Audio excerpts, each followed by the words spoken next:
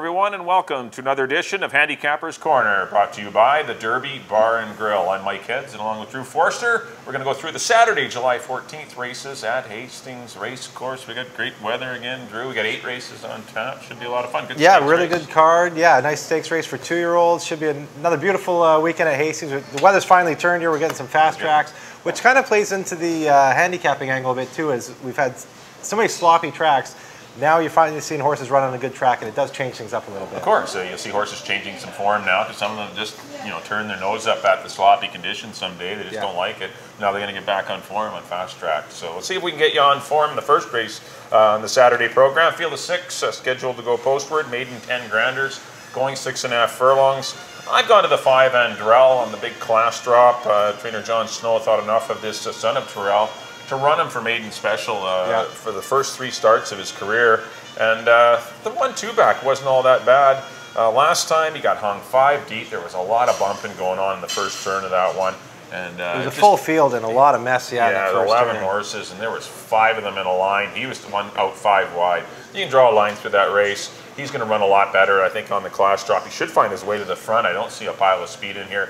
He won't need to work anywhere as hard for position as he did the last time. So I like him to run on and maybe win it. I put the 6-horse Bell Tower to the Dino Condolinios barn, another one of the purchases, part of the package purchased by Swift Thoroughbreds. And this one's been working well. Had 4 works since arriving in Vancouver. They started for 10, so definitely in a spot where he can win. Fernando Perez rides, certainly a live one here, the 6-horse Bell Tower. And I put the 2 Reckoning in for 3rd. I didn't know where to go in this one. It was either Shing and Bolt or Reckoning, and I'm kind of staying away from Shing and Bolt, so I went to Reckoning for 3rd. But definitely like Andrell. I like 5, 6, and 2. I put Reckoning on top. I thought that was a pro race last time behind Quattro's Raider and Shing and Bolt. He didn't have the best of it. I thought he, probably should have won that day. He had a lot of trouble. So in my mind, kind of looking at it, maybe he shouldn't even be a maiden yet still, because he did have a tough trip that day. So I put him on top. As you mentioned, Bell Tower coming from this Darley package. He was one, been working really good enough, I should say, for a maiden 10 level. The ones they've run so far, as I mentioned before, have run really good. Like Double It came out first out of the box. He went a maiden special weight and then 3-point play last weekend. So I think Bell Tower is, I don't even know if I should have him in second spot. I could have, I kind of went back and forth on who to put on top. I could have had him on top in here. I ended up with him in the second spot. And Shingabolt, horse just got beat in that last race. He didn't have many excuses in that last race, as many as I thought maybe Reckoning did. So I had Reckoning on top with Bell Tower and Shingabolt in the 3rd spot. So it's 6, 4, and 2 for me. And on to the second. $4,000 claimers, non-winners of 2 for Colts and Geldings. And a horse I just mentioned, Quattro's Raider, broke his maiden in that maiden 10. A lot of those horses in the last race were in. I thought that was a really pro effort that day. He came from way back and looked like he was much the best. That was for maiden 10. Pretty aggressive move to go right into a non-2 4,000. I think he fits pretty snugly in here. So I do have him on top, number 3, Quattro's Raider. The second spot I put Dog Rock. This is a horse that was bet right down in his first local appearance last time. And bet really heavy. And not a bad race, but probably just needed one over the course. It had been a while since he'd run. Hadn't run since last September, so I think he needed the race. So with the race under his belt, I think he comes back and is much more of a factor in here. Number 2, Dog Rock. And in the 3rd spot, I put the Henry Miller Charge. I'm the dude with attitude. I'm the dude with attitude. He was entered on Friday, entered back in for Saturday in a bit of a softer race, a place that probably suits him a little bit better. A race where he just ran, just beat a half length last time. I think he's in the mix, so I put him in there too. So it's 3, 2, and 7 for me. Yeah, I've gone to the same 3 horses. As you mentioned, the 3 Quattro's Raider broke his maiden for 10 and might be able to put some substance into what kind of race that was, because he shows up for non-2-4. That might not improve the stock of Reckoning and Shing and Bolt in the first race, so he ran behind. A $4,000 horse beats them, so you have to weigh everything. But Quattro's Raider looks good enough for me. I put the same 2-horse Dog Rock in for 2nd. You're right, he had need to start. He kind of gets shuffled back a bit going into the first turn. Did get the best of trips. Made an early run, flattened out. He'll be better today. And the 7-horse, I'm the dude with attitude. I loved him last time. He had a 4-wide trip. Poor guy lost, but this race has come up a lot tougher with Dog Rock and Quattro's Raider in the lineup, so especially Quattro's Raider dropping. So I went 3, 2, and 7. I'm right with you. On to the 3rd race, our feature of the day. This is the newest Minster for 2-year-old Colts and Geldings going 6 furlongs. We got 3 Troy Taylor runners in here. We have 2 Greg Tracy runners, and Sylvie Gregory's left to fend for herself with Lord Harlow, just the one runner. But Bridge Jumper certainly looks like the one to beat. Very convincing score in his debut. He looked the part. He's a big, lanky, well-balanced, actually well-balanced for a bigger horse. Yeah. He's a cool-looking horse. He has all the potential in the world. He's been working well. Definitely Bridge Jumper for me. I put the other Troy Taylor runner, Prohibiting, in for second. Owned by a friend of the show, the Moj. Bob Marjanovic, you hear him on the Team 1040, the Moj, Bob Marjanovic. Good win last time, defeating Lord Harlow. That was a pretty good time. I won 12 and change. And I put the 3 Tiggertown out of the Greg Tracy barn in. Had some troubles leaving the gate, or he might not be a maiden right now either. Got beat by a pretty good one, an Officer's Charm out of the Peter Redicott stable. So I went 5, 2, and 3. Bridge Jumper for me looked too good in his debut. I didn't even think 3.5 furlongs suited him. I mean, 6 furlongs should suit him. He's a scary good type of horse. Yeah, I agree. I had him on top. I had Prohibiting on top because Fernando Perez was on Prohibiting, and you know that he would have had his pick in here. But I've heard now that was a mistake. It's a switch, so Fernando Perez lands on Bridge Jumper. So I switched with him, and I went to Bridge Jumper, the 5. That 76 buyer, just really a standout performance for a 2-year-old. I think he's much the best in here. I have him on top. Prohibiting, as you mentioned, Mojo's horse I put in second. Actually, Mojo's up at a golf tournament this weekend. The Shea Weber tournament's on Friday. He's going to try and fly down for the race, so he might be up in Sycamoose. That's correct. Shea Weber, home of Shea. Yeah. So he's going to. Yeah, maybe Moj can talk him into playing for the Canucks. maybe if his horse wins. Prohibiting is second, and as you mentioned, of the Greg Tracy, the 2 he has in here, I think Tiggertown's the better one. So I put him in the 3rd spot. As you mentioned, Sylvia Gregory's the only other trainer other than Troy Taylor and Greg Tracy that doesn't have one in here. And he's not out of it either. He just got beat by some pretty nice horses in Prohibiting. I want to dust it too. And puts blinkers on today, Lord Harlow. Yeah, which could, of note, maybe there's more to offer for Lord Harlow. We'll see. But I think they all going to have their hands full. And we both agree with Bridge Jumper. 5, 2, 3 for me. And on to the 4th, the Maiden 5000 for 3-year-olds and up. And I have gone to the 5 horse, Soul of Mine, out of the Barb Heads barn. A horse that... First start, you know, you can always kind of throw out the first start. Didn't show the whole lot his first start, but quite a good improvement in his second start. Another one that was in that Quattro's Raiders race. Instead of going back for 10, he drops in for 5. I think that's enough of a drop for him to get the job done. Interesting, Jeff Birmingham had a couple choices in here, and he sticks with him. I think he's quite live. The second spot I put Follow My Orders, a horse that looked like he was going to win this race last time, but he kind of got pushed out a little bit, got in a duel down the lane, and just lost the bob to Country Cash. So I think he's right in the thick of it. I have him in second. And the 3rd spot, I have the other Jeff Birmingham horse, who now gets Amadeo Perez, Silent Flame, out of the Craig McPherson barn. He only got beat a couple lengths in this race last time, so go back to him, 3rd spot. 5, 7, 8 for me. Yeah, I agree with the 5 and 7. I've gone to the 5 horse, Soul of Mine. Showed good speed in his debut, but got hung 4 deep, flattened out after that, and got on a fast track for the first time on Canada Day.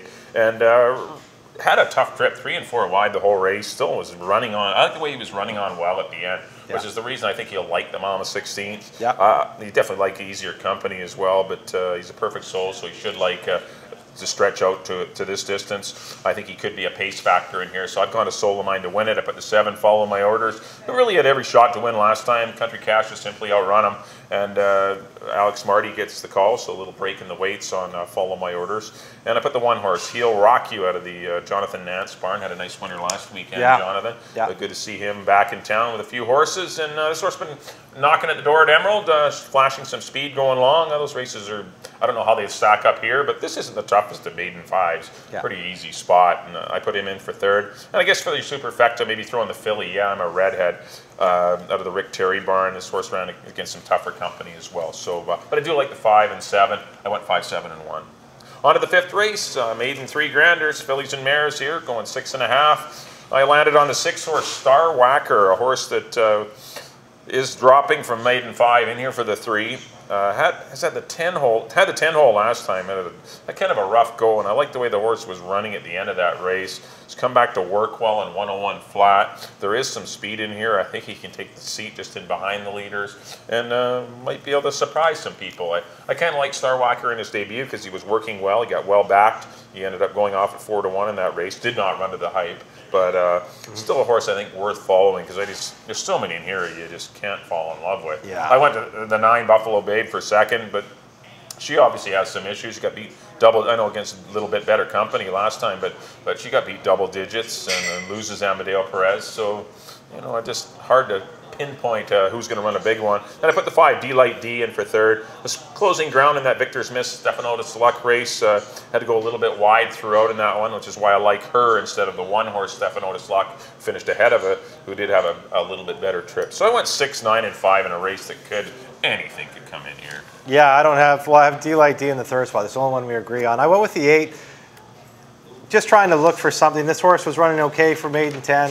Now it drops all the way down to maiden 3, so that could be enough to do it. It gets Alex Marty. The last race wasn't a bad race with Naughty Librarian. Okay. Some decent horses. She only got beat 5 lengths in there. Instead of dropping to 5, goes all the way to 3. That might be enough. So you have the 8 play for peace on top. As you mentioned, Amadeo had a couple of choices in the air. He picked the 10 Fuchsia, so as did I for second. Was running okay for 5. Drops for 3. Amadeo sticks with is probably the biggest bonus for me to put it in the second spot, the 10-horse Fuchsia. And the third spot, as you mentioned, Delight D. A horse only got beat 4 lengths for maiden 5, drops to 3. Marlo Dunn sticks with that one, so I have that one in the third spot, 8, 10, and 5. A horse that I really liked in here, hit the also eligibles, was Sisterelle. Obviously, we don't have the scratches yet, but if for some reason there's a scratch and Sisterelle draws in, I really like Sisterelle too.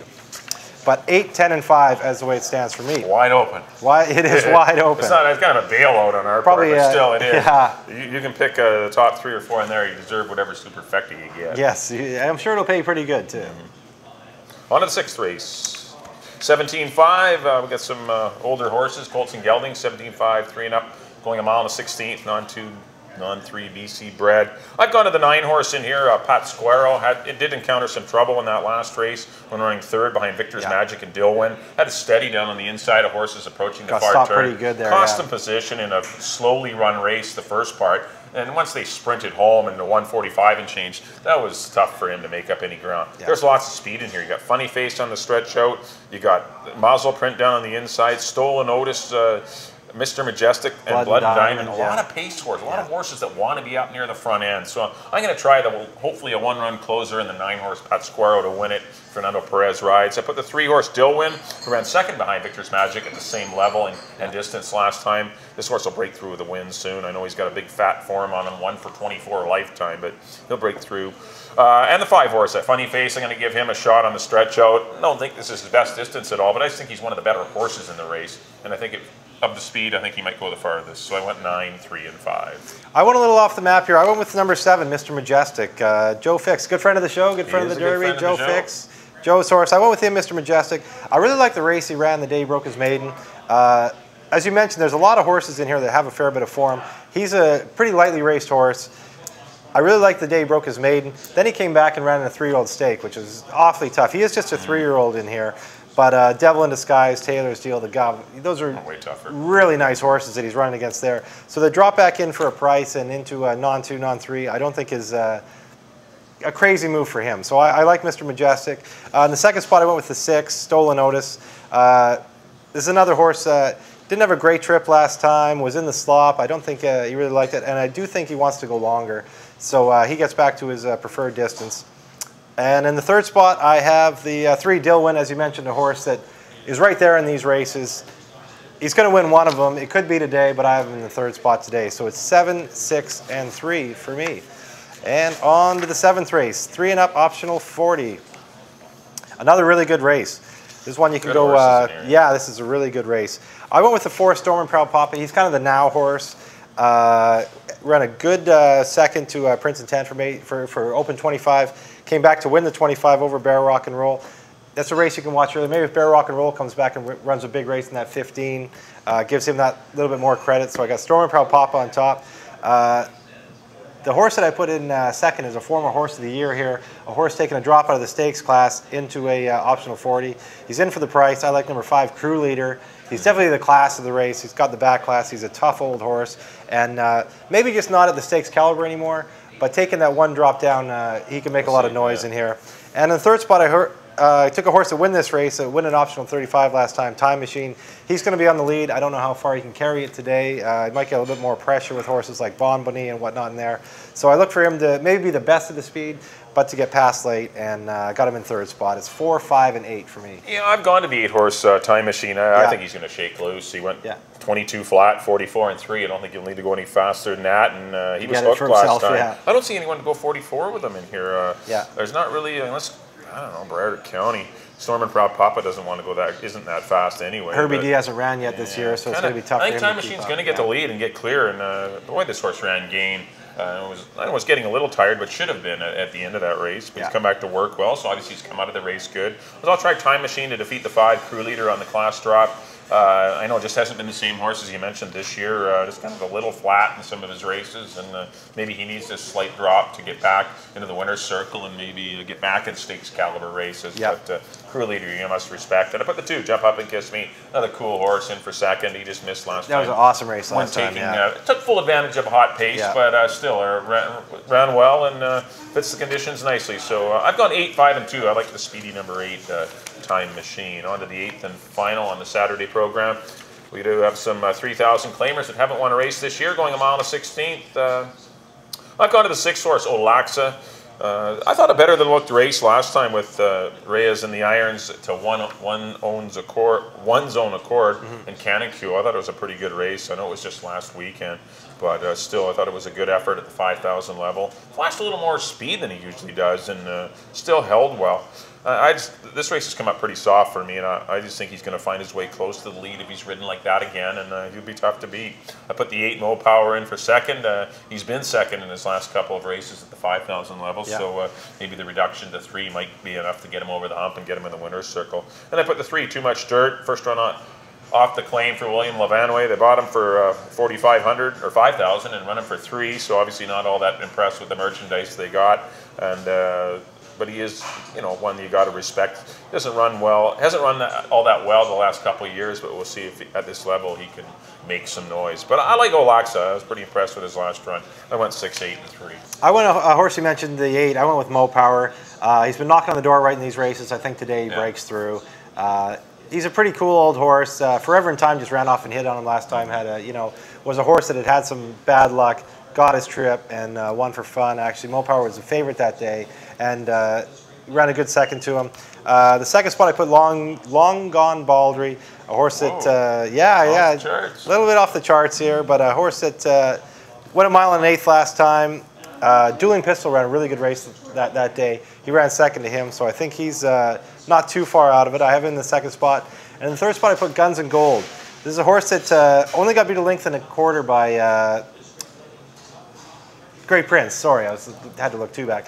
To Great Prince that day, and he couldn't really, Fernando kind of got stuck with him and couldn't really find a hole. Great Prince got up the rail, so he started to kind of go outside and just kind of lost some action.